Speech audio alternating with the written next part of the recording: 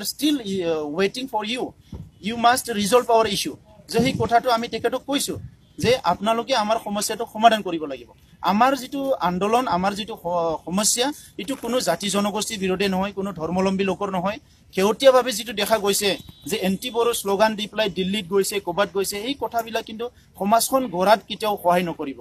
আমি কোনো জাতি জনগোষ্ঠীৰ বিৰোধে নহয়। এই কাৰণে কৈছো মই যিখিনি অসমীয়া জানো, অসমীয়া শব্দ ক'বলৈ জানো, স্পষ্ট ভাষাত কৈছো যে আমি কোনো জাতি জনগোষ্ঠীৰ বিৰোধে নহয়, না ৰাজবংশী, না আদিবাসী, না কোনোবা জাতি জনগোষ্ঠীৰ বিৰোধে আমি কাম কৰিছো। হয়, এই বড়োলেণ্ড অঞ্চলত কেতিয়াবা কনফ্লিক্ট হৈছে, কোনোবা অস্ত্ৰধাৰীৰ কাৰণে কনফ্লিক্ট হৈছে, তাত মানুহ মৰিব লগা হৈছে, আমি চবতে দুখ কৰিছো। অকল বড়ো মৰিছে, বিভিন্ন জনগোষ্ঠী ইয়াত মানে হাৰাশাস্তি হৈছে। কিন্তু আজি আমি ভৱিষ্যতটো কেনেকৈ জীয়াই থাকিম?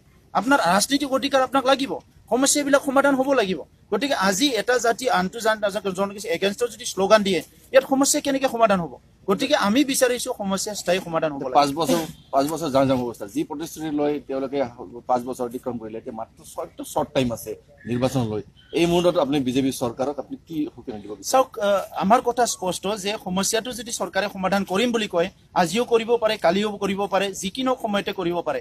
এতিয়াও পাৰ্লিয়ামেণ্ট সেশ্যন চলি আছে, এতিয়াও চৰকাৰ 3 মাহ আৰু চলি থাকিব। ফেব্ৰুৱাৰী লাষ্ট, মাৰ্চৰ ফাৰ্ষ্টলৈকে চৰকাৰ চলি থাকিব। গতিকে এই 2 মাহ 3 মাহৰ ভিতৰত চৰকাৰে ইচ্ছা কৰিলে বহুত কাম কৰিব পাৰে। গতিকে আজি যিবিলাক সমস্যা 30 বছৰ, 40 বছৰ, 50 বছৰে আজি চলি আছে, এই সমস্যাবিলাক সমাধান কৰাটো চৰকাৰৰ দায়িত্ব। সেইকাৰণে আমি কৈছো যে বড়ো সমস্যা উত্তৰ পূৰ্বাঞ্চলত আজি নাগালেণ্ড, মিজোৰাম, মণিপুৰ হৈ যোৱাৰ পিছত বড়ো সমস্যাটো one of the oldest problem, মানে crisis in the North East. So' এই প্ৰব্লেমটো সমাধান কৰিবলৈ চৰকাৰে পলিচি ডিচিশ্যন লৈ আগবাঢ়ি আহিব লাগে, আলোচনা কৰিব লাগে, আৰু আলোচনাৰ নামত আলোচনা নহয়, আলোচনা কৰি চৰকাৰে সমস্যা সমাধান কৰিব লাগে। এইটোৱে আমাৰ দাবী। কি ৰোল প্লে কৰিব আপোনালোকে আগন্তুক নিৰ্বাচনৰ পূৰ্বত যদি এই সমস্যাৰ সমাধান? ডিপেণ্ড আপন আমি জিকিব নোৱাৰিলেও হাৰাব পাৰো।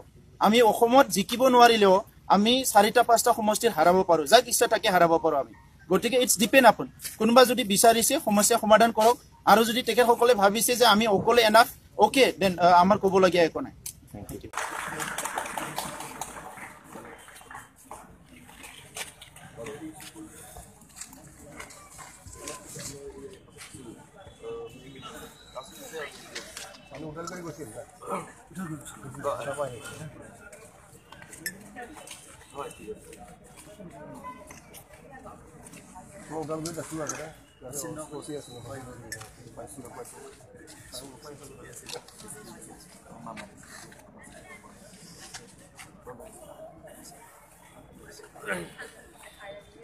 Hi, Kumar. Thank you, Saurabh.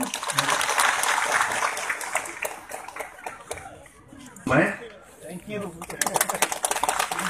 মই চক্ৰৰ বিষয়াই উপায়ুক্ত মহোদয় হৈ আপোনালোকৰ যিখন স্মাৰক পত্ৰ এখন সাদৰেৰে গ্ৰহণ কৰিলোঁ, আৰু এইখন বিভাগীয় কৰ্তৃপক্ষলৈ অতি শীঘ্ৰেই প্ৰেৰণ কৰা হ'ব। আপোনালোকৰ আজি যি এই 3 ঘণ্টীয়া ধৰ্ণা কাৰ্যসূচী আছিলে, এই কাৰ্যসূচী আপোনালোকে শান্তিপূৰ্ণভাৱে আৰু শৃংখলাবদ্ধভাৱে সম্পাদন কৰাৰ বাবে মই জিলা প্ৰশাসনৰ তৰফৰ পৰা আপোনালোকলৈ ধন্যবাদ জ্ঞাপন কৰিছোঁ। আৰু যিহেতু মই আপোনালোকৰ এই স্মাৰক পত্ৰখন গ্ৰহণ কৰিলোঁ, গতিকে আপোনালোকে আপোনালোকৰ কাৰ্যসূচী ইমানতে সমাপ্ত কৰি শৃংখলাবদ্ধভাৱে শান্তিপূৰ্ণভাৱে এই ঠাই পৰিত্যাগ কৰি এই ৰাস্তাটো যাতে যান বাহন চলাচলৰ বাবে যাতে মুকলি কৰি দিয়ে। ধন্যবাদ।